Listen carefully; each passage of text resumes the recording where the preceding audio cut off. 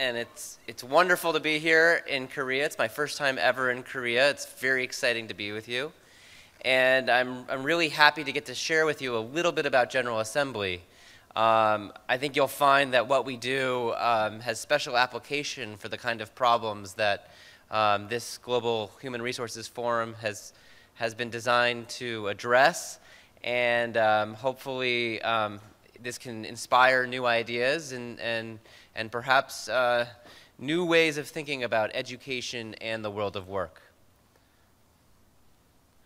So just a little bit of a primer on where General Assembly started. It really has its core in some of the dysfunction of the higher education system in the United States. You know, a lot of people think of, you know, the universities of the United States as the envy of a lot of the world. Harvard is used as a synonym for the most elite of universities. But, you know, underneath the surface, there are a lot of ways the system works that were not quite logical. So right now, our government is sitting on over $1.1 trillion of subsidized student debt, mostly due to the fact that through their subsidies and their encouraging of certain types of educational consumption, more people have gotten educated, but what that has led to is a massive inflation in the cost of tuition. Tuition in 2- and 4-year degrees in the United States has gone up faster than healthcare, at almost 5% a year.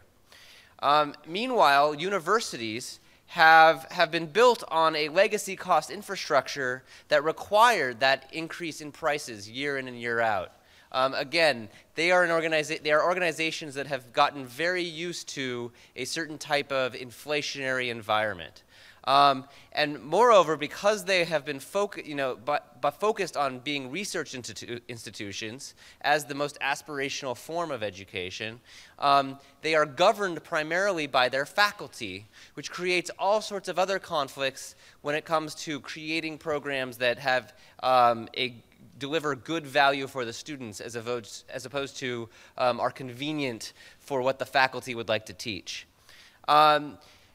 Like many other developed nations around the world, our graduates are incredibly overeducated and underemployed.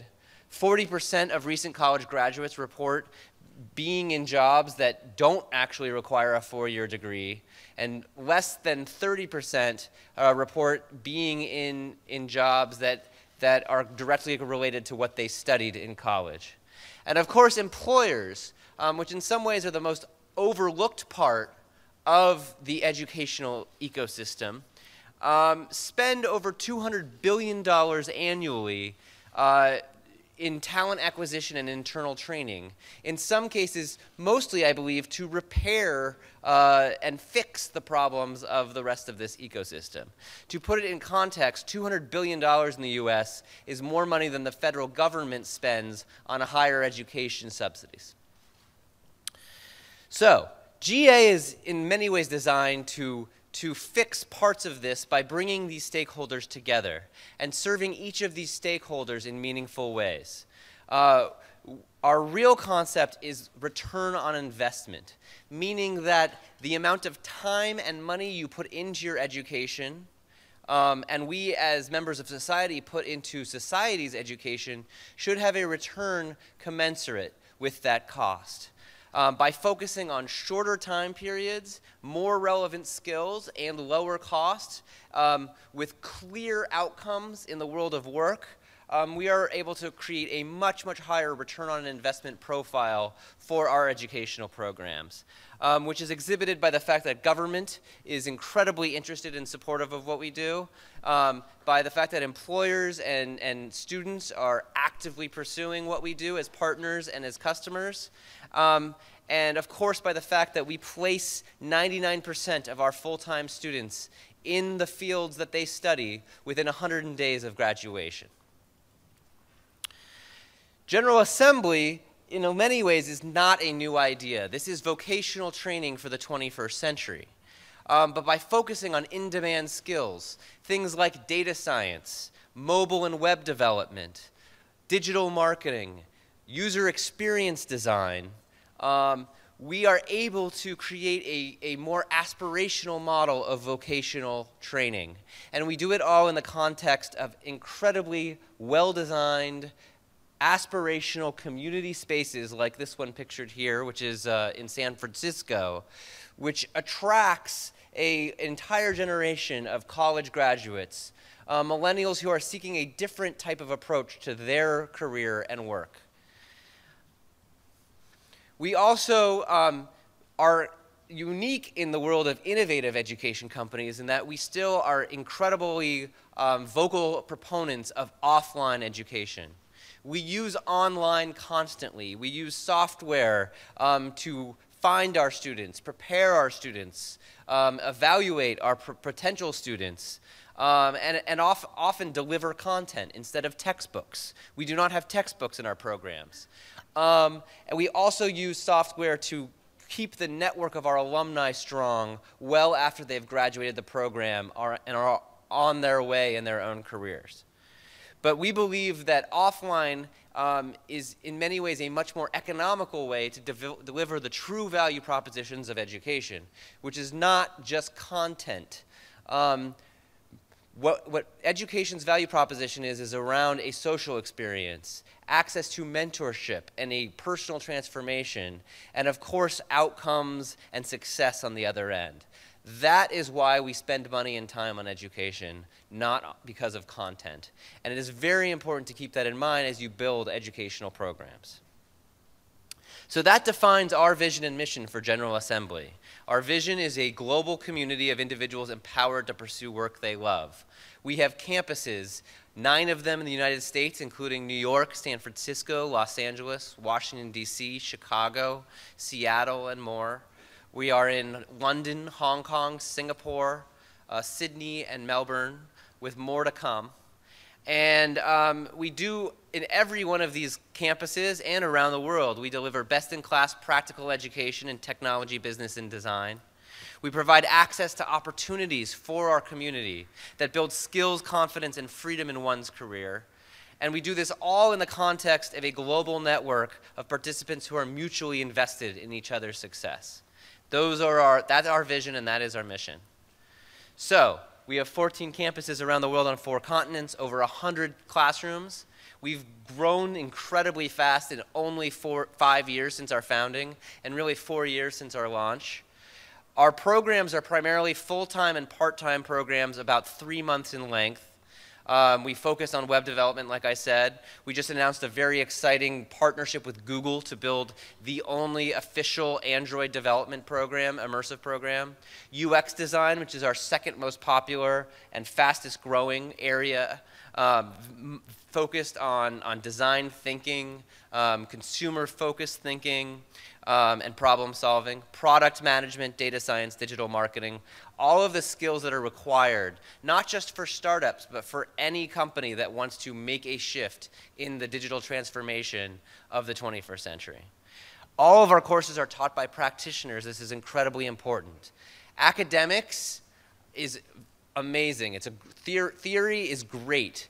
But that is not why our students come to us. They come to learn from people in the field, solving the real-world problems that you face every day when you're trying to do stuff in the real world. That is the focus of our programs. We're currently graduating over 4,000 students each quarter. Next year, we will graduate over 25,000 students around the world. And like I said, we maintain our outcomes rate of 99%.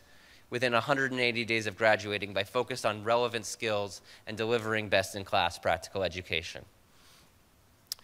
Over time, we believe one of the big opportunities we are building is a true global alumni network. By 2018, we will have over 140,000 alumni of our programs. These are people under the age of 40 focused on the most fast-growing and hottest industries in the hottest cities around the world, in the most upwardly mobile part of their career. This is incredibly powerful, not only because it supports our business model by having a community that can continue to come back and participate in General Assembly, but it also encourages new students to come to General Assembly to join this global network and be part of a powerful professional network that is truly global in its scope. We've also launched the GA Credentialing Network, which is a giant consortium of world-class employers who are working with us to build standards and assessments around these 21st century skills, where there is currently a lot of opacity and a muddiness to definitions around what certain levels of skills are for web development, for digital marketing. And we are seeing incredible response from companies like PayPal, General Electric, Bloomberg, Microsoft, L'Oreal, Google, and many more.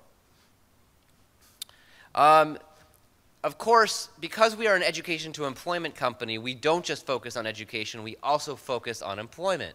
And that has led us to have a very fast-growing and incredibly exciting B2B business serving large enterprises by helping them build capabilities inside their corporations around these core 21st century disciplines. It allows them to build a shared vocabulary and understanding of the changes that are happening in their industry and how they can innovate to not only survive in this new world, but also thrive in it. We work with, we work with many, many companies, some of the best-known Fortune 500 companies who continue to come back to General Assembly to build capabilities for their staff, hire new candidates for their teams, and overall maintain their relevancy in the 21st century. That program is blended online, offline to allow for both high levels of engagement from executives and managers, while online allows for wide levels of participation. Our engagement rates, by the way, are 5 to 6 times higher than typical online-only platforms for delivering corporate education. We focus on these key areas like digital marketing, data analytics, product management, and leadership in the digital age. We've already been used by 10,000 executives and managers from over 50 Fortune 500 companies. We've delivered workshops in over 25 countries on site. And there's always the opportunity to partner with forward-looking companies on new programs. And we believe over time to build a end-to-end talent pipeline management solution. This is the idea of a service layer that goes on top of the entire employee life cycle, from being a candidate to being a promotion candidate to eventually continuing to develop and upskill in their career. I will close with just some brief insights on our experience so far. We have a large vision ahead of us, and we are still growing very rapidly, and we have lots of challenges that we want to conquer. But we've learned a few things over the past 5 years. What we have seen from all of our employer partners, as well as from our student population, is that talent is the key differentiator in the 21st century at all levels of the organization. It is not just about senior executives. It is about the depth of talent that you have, the ability to deploy small teams on big problems over and over again throughout your organization. The other is that digital transformations require both new talent to come in, as well as building capability within your organization and shifting that talent to appropriate places for the new challenges that occur as an industry shifts. We also have learned how to develop curriculum with the job in mind. Incredibly focused, tightly knit curriculums that are built in coordination with employers, understanding what are the core skills and the core rubrics that will be used to evaluate those employees' success. It's important to get clear on those competencies ahead of time, not require competencies that are irrelevant or credentials that are irrelevant, and then focus on both the ones that you need now and then understand the ones that you will need later. And again, as I said earlier, online learning alone does not solve that many problems. It's great to have access to content.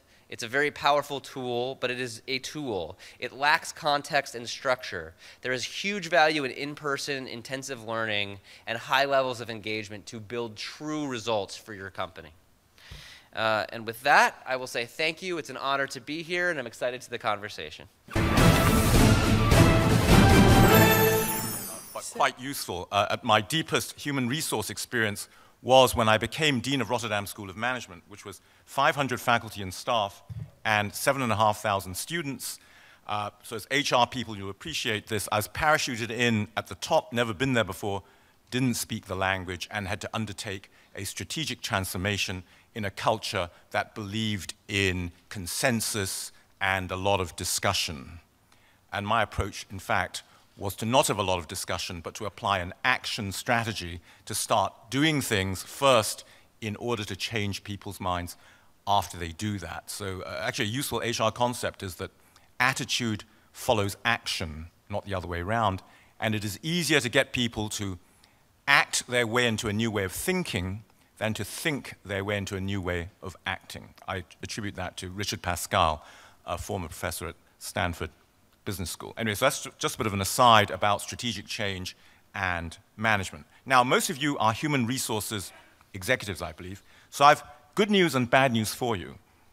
The good news is that human resources is now considered such an important function at global corporations that many of them are putting the head of HR on the corporate board. The bad news is that the person they're putting on the board is not an HR professional. So the challenge to you is how do you develop yourself sufficiently to be that person who's put on the corporate board. Now, my talk is actually about managing innovation in China. And I'll try to emphasize as much as possible the human resource aspects as I go along. I wonder if this is the right way. So for the last 4 years, at this center, we've been studying this topic. Is China creating the conditions for innovation? Are Chinese companies innovating, and in what ways? How is Chinese company innovation different from Western innovation? And a lot of that is related to HR and cultural characteristics. And what are Western companies doing, and what should they do about innovation in China? And this is the subject of a new book that's coming out in April, China's Next Strategic Advantage from Imitation to Innovation. So I'm really going to give you a brief summary of what we've been doing, and we've just completed the book. By the way, publishing is the last unreconstructed, modernized industry. We completed the manuscript and handed it in on the 1st of August. It will take 8.5 months for them to produce the physical book and also the electronic version either. So I think there's some opportunities to re-engineer that entire process. Just in brief, without giving you a lot of statistics, NSI stands for the National System of Innovation. And everything in China, is on the up. More scientific publications, etc., more patent applications, spending more money on technology, and so on. So now, in China, there's a lot of input into research and development. By the way, one way to think about the difference between research and development and innovation is that R&D turns money into ideas, and innovation turns ideas into money. So you have to complete that cycle in order to make money out of R&D. And again, HR professionals have a role to help that process of monetizing R&D via innovation. So what are the drivers of innovation in China? Why is China now an interesting place to do innovation?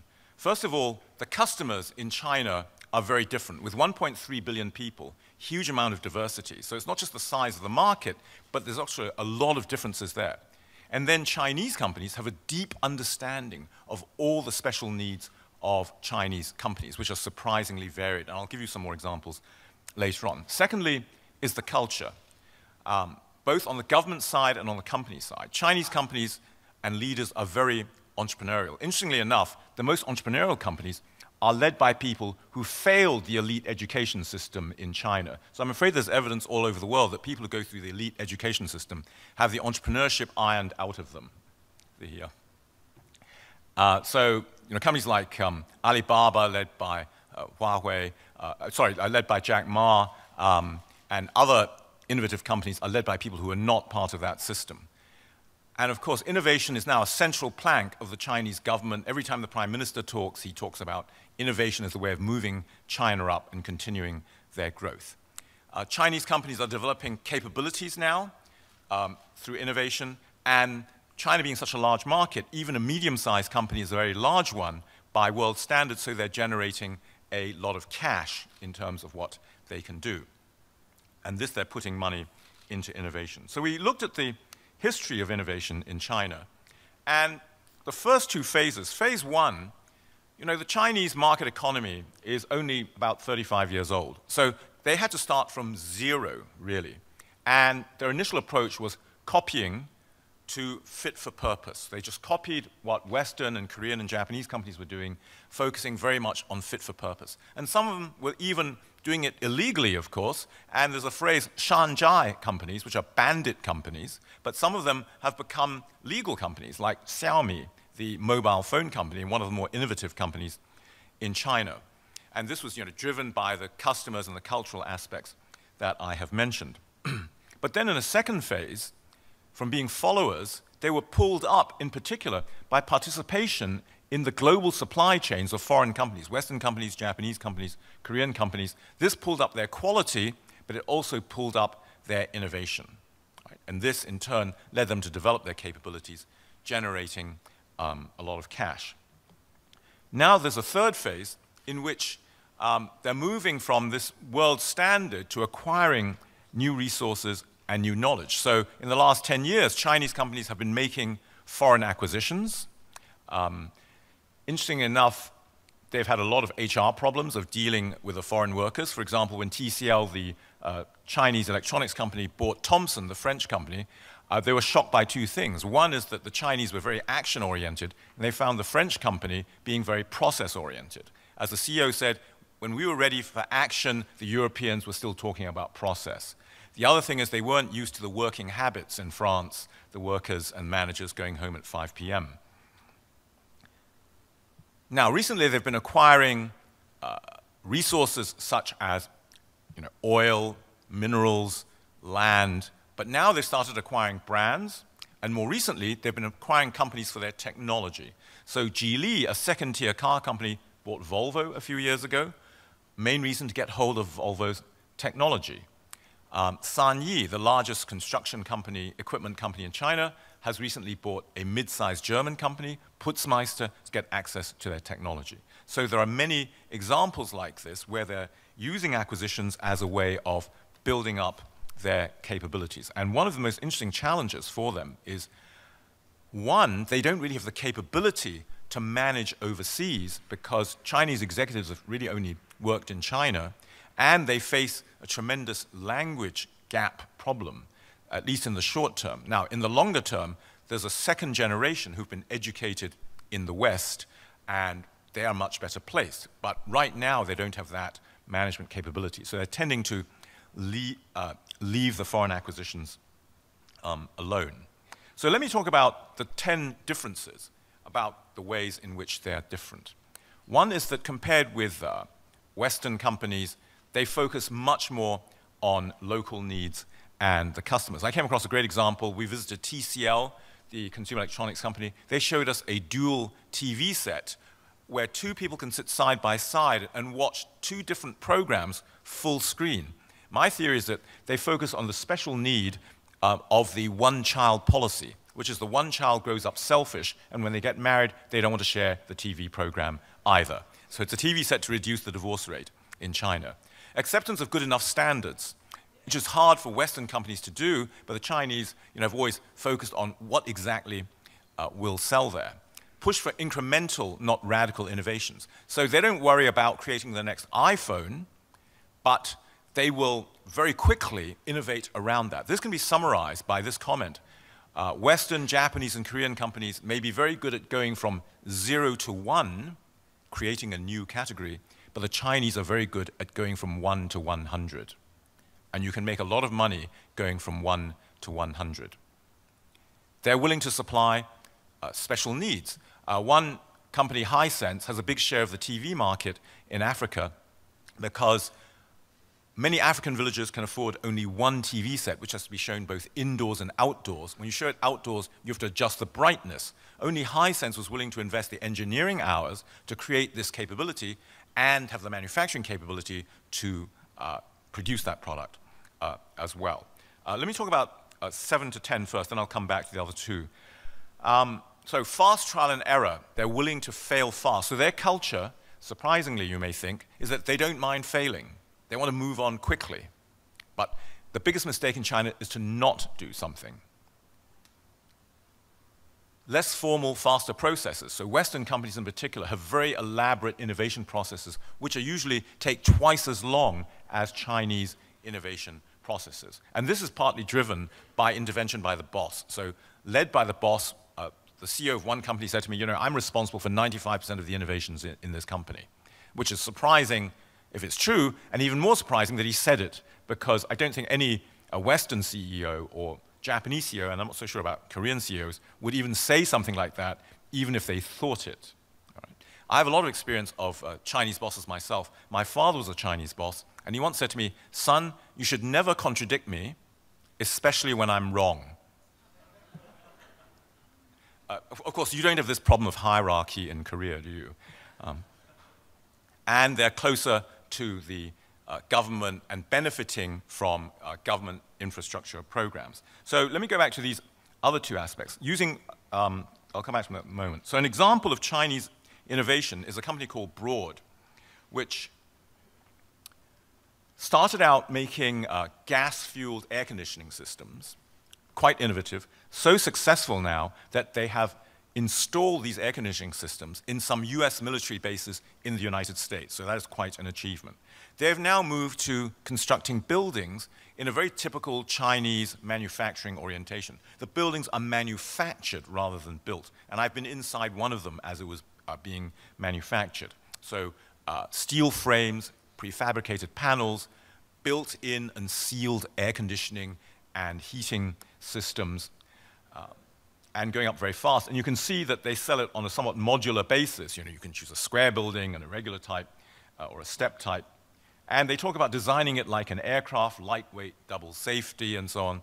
I actually saw a test bed where they tested it for withstanding earthquakes. And you could sort of increase the Richter scale test. And I saw them shaking the framework as they did that. They're also easy to install, and their analogy is that it's like Lego. Right, so that's a typical Chinese approach to innovation, incremental innovation, using process innovation, cost innovation, not a huge amount of technology, but becoming very effective and very profitable. So the Chinese go for pragmatic, profitable innovation. Now, I said I'd return to the two aspects that particularly relate to human resources. So another difference is that the Chinese use large numbers of staff to solve a problem. In manufacturing, they use large numbers of staff. In innovation, they use large numbers of staff as well. So the security vehicle market carries cash between banks and so on, is inherently a multi-local industry in that regulations are very different around the world, so the design is different around the world. And it's small batch production. So you cannot take the standard Chinese approach of a small number of global products manufactured centrally in a big factory and shipped around the world. But the CEO, who is a graduate of our university, of our business school, had a clever idea. He said, I will put 100 engineers to work for 1 year studying all the requirements around the world to look for commonalities, look at every component of these vehicles.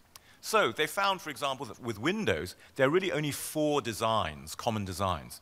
So now, for all the components, they manufacture like the 4 modules centrally, ship them around the world for final assembly. So using this large numbers of staff in R&D in order to transform an industry from multi-local to global. The other HR aspect, as you know, is that they work very hard in China. There is very little work-life balance in China. How is the work-life balance in Korea? Not so good either. Huawei, probably the most important company in China, telecoms equipment company, their slogan is the wolf spirit of Huawei. That tells you a lot about their corporate culture and their approach to human resources. So wolves work together in a pack, but with a strong leader. Interestingly enough, the CEO, the chairman, has a rotating CEO policy. The CEO changes every 6 months. Guess who retains the power? The chairman, when you're rotating the CEO every 6 months. So the wolf spirit of Huawei, guerrilla tactics, not necessarily following the rules. And if you just look underneath to the right, what do you see underneath there? A bedroll so that people can sleep in the office, either taking a nap or sleeping overnight. In fact, when I showed this picture in class a couple of weeks ago, a very successful CEO of another company said, yes, when I started out my business, I was sleeping in a bedroll under a bridge. So that's really a tough approach. So let me turn now to what foreign companies are doing in terms of R&D in China, and this includes Korean companies. They are now building more foreign R&D centers in China than anywhere else in the world. By 2008, it was 1,200 foreign R&D centers, and in fact, more than are being opened each year in the United States, because that has already happened. And our own projections show that by 2013, it was 1,500, and by 2018, it will be 1,800. And I'll explain these three types, cost-driven, market-driven, and knowledge-driven, in a few slides' time. Now, why are foreign companies coming to China for innovation? We can look at it in terms of the supply side and the demand side. So if we look at the HR aspects, first of all, talented and low-cost researchers, engineers, and scientists. As one European executive put it, in China, I can hire an engineer for the salary of a secretary in Europe. Now, what are they doing? They tend to hire top-level scientists who return from the West, pay them a very large salary, but then put underneath them a very wide pyramid, a bigger pyramid than the West, of Chinese salary level scientists and engineers. So again, using large numbers. And then support of the national and provincial governments. The provincial governments in China are very, very important. They compete with each other. So for example, one of the provincial governments supported the bid of Geely for Volvo. And of course, the entrepreneurial spirit of the Chinese. Now, the demand side is interesting as well. Obviously, it's easier to innovate into a fast-growing large market. That's straightforward. Second one, empty market spaces. Because China is a new market economy, a lot of spaces haven't been filled in yet. So IBM said to us, we love to innovate in China. When we come up with something new, we're not up against an installed base and legacy systems. On the B2C side, everyone is a first or at most a second generation consumer. So companies can really develop a new product, tell them how to use it. Like Philips created a new kind of iron for ironing clothes. Whereas in the West or in your countries, people might buy the products their mother used or their grandmother used, and so on. They don't have that. Market demand for simple, cheaper products, that means having to completely redesign the product, and fast-moving, large-scale government projects such as high-speed rail, airports. I live in England. England's been debating for 10 years whether or how to build a third runway for Heathrow, and in the meantime, China's built 30 new airports in that time. And in terms of fast-scale government projects, I have a prediction for you. China will be the first country in the world to have a significant market for electric vehicles, because only China can quickly solve the chicken and egg problem of putting in charging stations. The government earlier this year announced they will put in charging stations all the way from Beijing in the north down to Guangzhou in the south. All right, so this will boost, and by the way, the standards will fit Chinese companies, not foreign ones. Now, there are many challenges for multinational companies. The first one is hiring and retention, something that you deal with. As you know, Chinese jump jobs very quickly, even for relatively small changes in salary. So, how do you hire and keep them? Protection of intellectual property rights is a big problem. They move slowly relative to the locals. Their standards are too high. And often, quality reduction or product pairing is just not sufficient. And I will show you an example of that in a moment. You can't just cut the product down. The process is too cumbersome, imposed by headquarters in a very risk-averse European or American way. Need for headquarters approvals. Now, these are challenges in all foreign countries, but much more so in China, because of its size, its growth rate, and both its differences from the rest of the world and the differences within China. So major challenges for multinational companies. So we looked at the typical paths of evolution for MNCs, and each of those has HR implications as well. So foreign companies started with an R&D unit that I called a local server. It's focused on localization of the production process, using local materials, local labor force, and adapting the product so it can be produced at all. And this R&D server is embedded in and serves the local China organization. So very much reporting to the China business. Then over time, it tends to become an autonomous player, which has its own R&D program, with significant numbers of scientists and engineers, which, while serving the China business, also has a life of its own and some research programs. Where it starts to really get interesting is that they become a global network member with strong connections to HQ and the global R&D network. And you can see that at this stage, they're going to need world-class R&D people who can be respected by the rest of the global R&D network. And then even more so when they get to the fourth stage, the global mandate holder, where head office assigns specific projects to them to create knowledge for the entire world. Now, I'd mentioned an example of it being difficult to cut down the product. So this famous example of the General Electric ultrasound machine. On the left, they had a $100,000, $150,000 machine for US hospitals. Too expensive for China, too complicated to use. You cannot just cut this down for the Chinese market.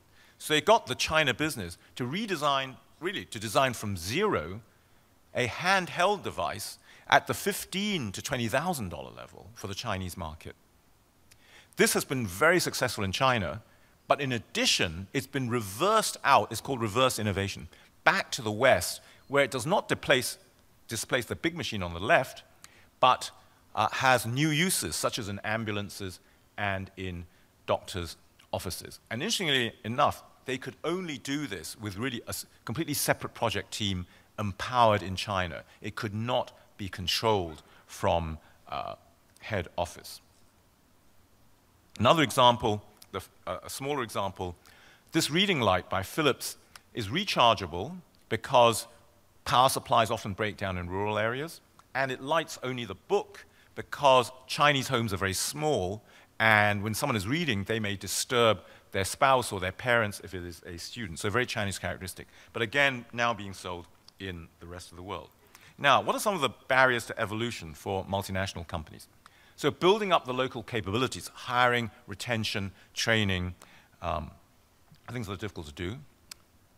Another HR aspect, it's hard for the engineers in China, if you ask them to do something, say, for Germany, to really understand the needs in higher standards countries. So Korea, for example, has very high quality standards. Can a Chinese company really understand that? Thirdly, again, another cultural and HR problem, the home country engineers and scientists in the USA or Germany do not really value the local capabilities. They do not respect the Chinese capabilities. Fourthly, particularly in the European companies, they want to protect home employment. Zero growth in Europe, and labor union laws very hard to lay anybody off. And fifthly, unwillingness at headquarters to allocate resources to China and fear of loss of intellectual property rights and capabilities. So what can foreign companies do? These are some of the enablers that we found. As I said, bringing back Chinese scientists and engineers from abroad. The Chinese government has a couple of programs for this. The 1,000 Talents program and the 10,000 Talents program, which gives special privileges and status to returning scientists and engineers, obviously who are very eminent people. Secondly, and here a big role for HR, developing and implementing good policies for hiring and retention of Chinese staff. Interestingly, what Chinese staff particularly like are training opportunities and opportunities to train at head office. By the way, in Chinese companies, the head of human resources has a qualification that most of you don't have. They are very often usually a member of the Chinese Communist Party. So my own school is a joint venture between Europe and China. As a joint venture, we have a European president and a Chinese president, European dean, Chinese dean.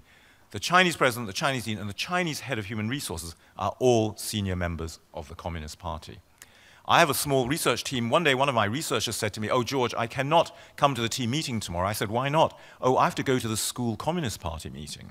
I didn't realize she was a member of the Communist Party. And I said, "What do you talk about in the school Communist Party meeting?" She said, "Oh, we talk about you." So a parallel all the way from the top down to the bottom, this parallel structure in Chinese companies. You have to understand that system in order to understand how Chinese companies work. So in fact, for me, I think one of the problems they're going to have when they go international, they can't really transfer this same system. Can they take the communist members, party members, to overseas? I doubt they'll be allowed to put a Communist Party branch within a US subsidiary, for example. In fact, when you apply for an immigration visa, you still have to answer the question, are you or have you ever been a member of the Communist Party if you go to the United States? Although my favorite one is Russia. If you apply to go into Russia, they ask, do you have any knowledge of nuclear or chemical weapons? I've never been quite sure whether it's good to answer yes or no. So, linking to Chinese universities, connecting to the Chinese innovation ecosystem, very important for that. Creating a healthy linkage between HQ and China. I came across a very interesting HR-relevant example. One of the big European companies said, we have a designation called corporate scientist, which is above and separate from the regular job. And it gives them certain privileges, and they meet regularly. So it creates a global network of the top scientists in the company. The problem is, at the moment, we don't have a single corporate scientist from China. So we're really trying to push for that. And again, creating a healthy linkage as HR professionals, the best way to do this is to transfer people. But normally, when you transfer people, they want to transfer someone who's the best for the new job. But of course, you want to transfer people for developmental purposes, right? So you want to transfer the Chinese executive to Germany or the Korean executive to Germany, even if they don't have the language skills, even if they're not such a good cultural fit. But this is an investment, and all of you should be responsible, now I'm talking more broadly than China, for these investments in creating globally capable executives, right? So don't just let the business units decide on the transfers. You must, as HR professionals, have a policy for transfer to build up. And it's easier in Korea because you are closer to lifetime employment than in Western companies. You can invest in that. Perhaps you don't go as far as Chinese companies, as Japanese companies one did. Before it sent young men overseas, it made sure they all got married.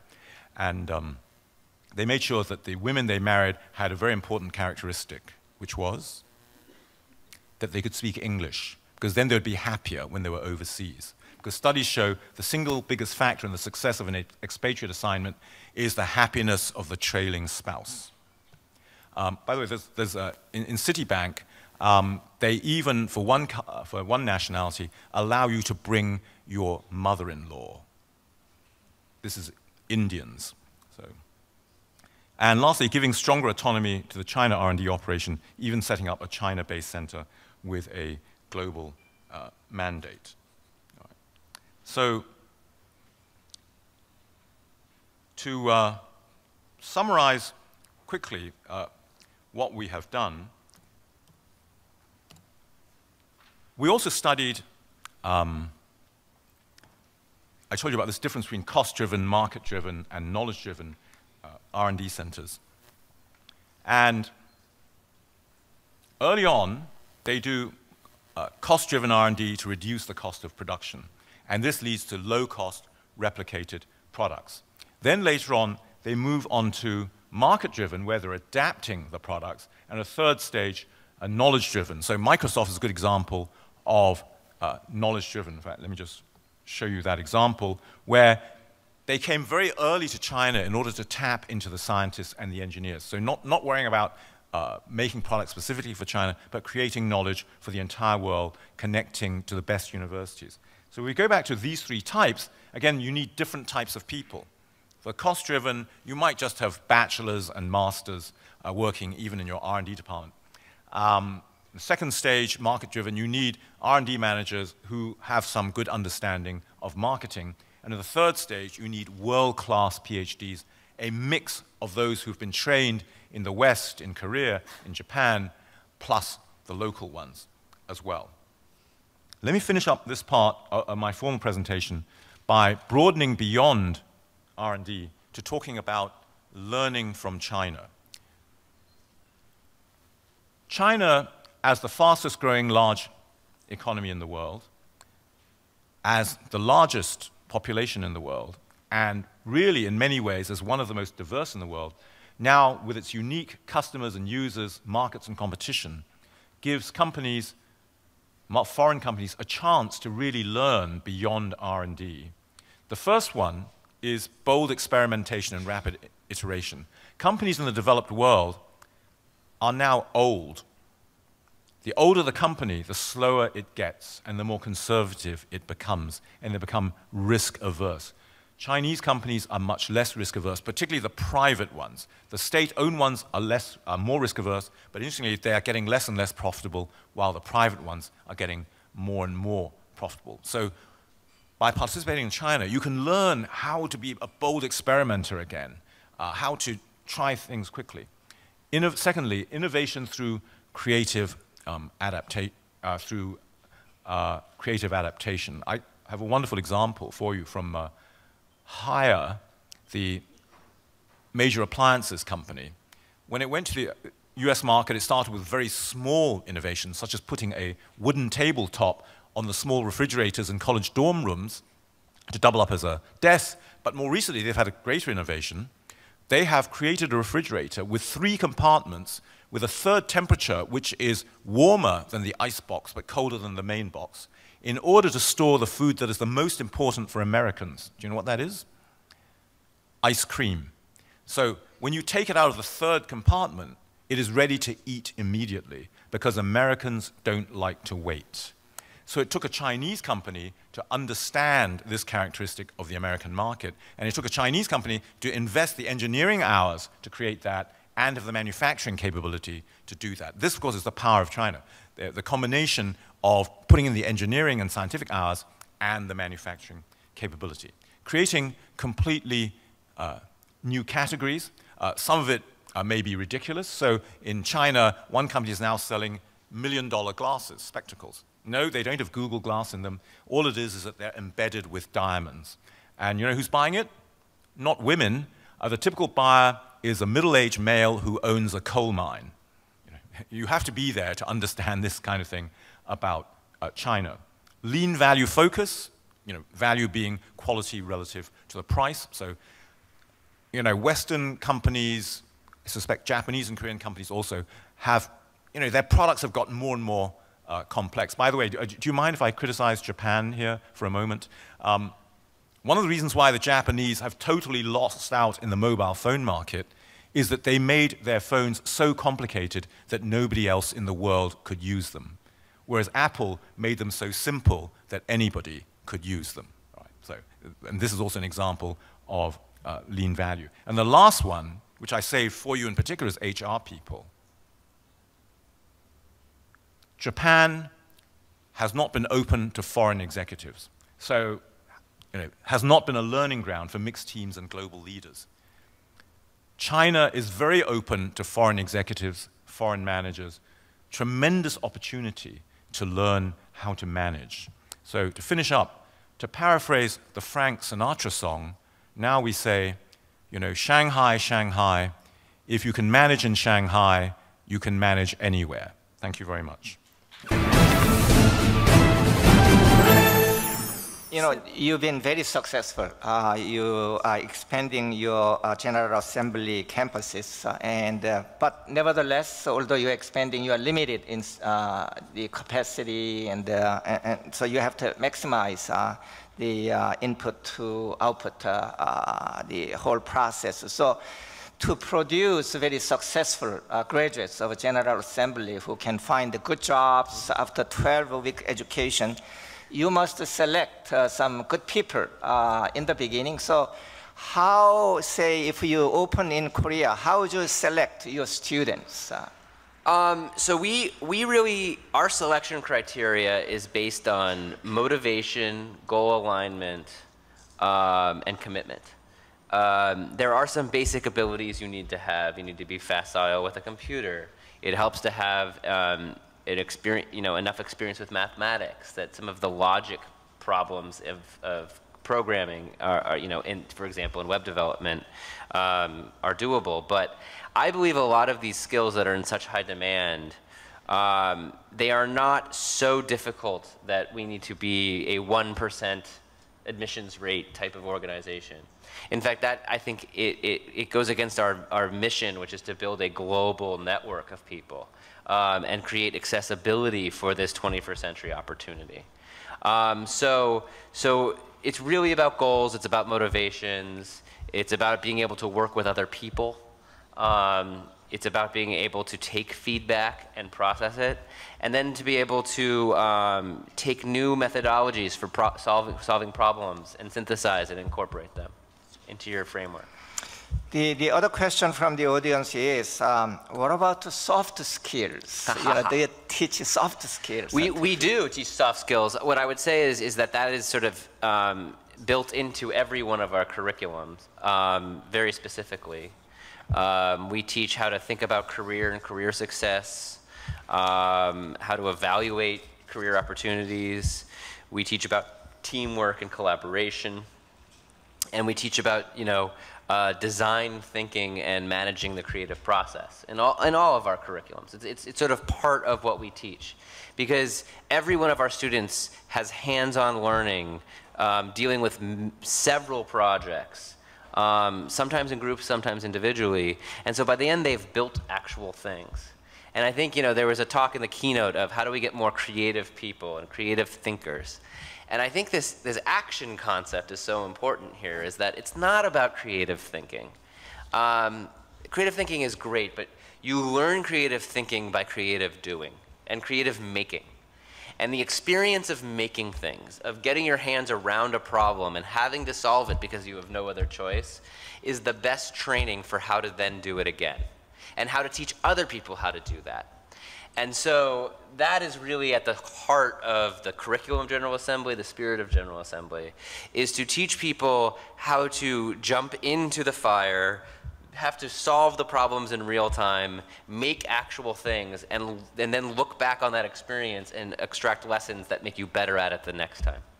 So there's interest among young people in Korea to maybe do potentially a business in China, start a company in China. So what is your advice for those people to do such a thing in China? Well, as we said to the earlier question, you can't just go to China with no background and no knowledge. If they want to do it, it's extremely difficult. Maybe they can start out by working for the Korean subsidiary of a Chinese company, and then go to China and work for the Chinese subsidiary of a Korean company. But they can't just go there from zero. And as a minimum, they need to know how to speak Mandarin, really. Yes. And I don't know how many Koreans can speak Mandarin. So I know one company who hired Chinese experience, and then they are doing business in Shanghai and seems to be doing extremely well because he knows in and out of all this political system and the networking and so on.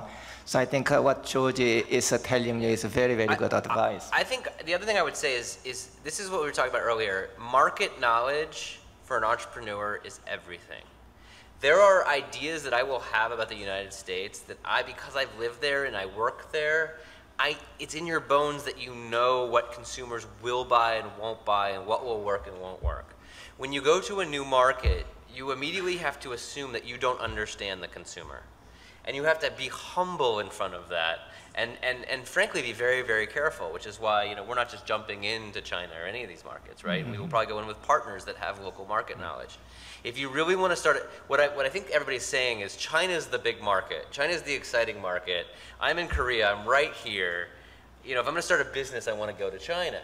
And what I would say is the better strategy would be start something that is meaningful in Korea, that you at least have a view into why it might work in China, and then get it working, get traction in Korea, and then find a partner in China to take it to China. And maybe you can charge licensing fees, which is the best, most profitable business model in the world anyway. So to me, focus on the market you know. It's very, very hard to build for markets you don't know.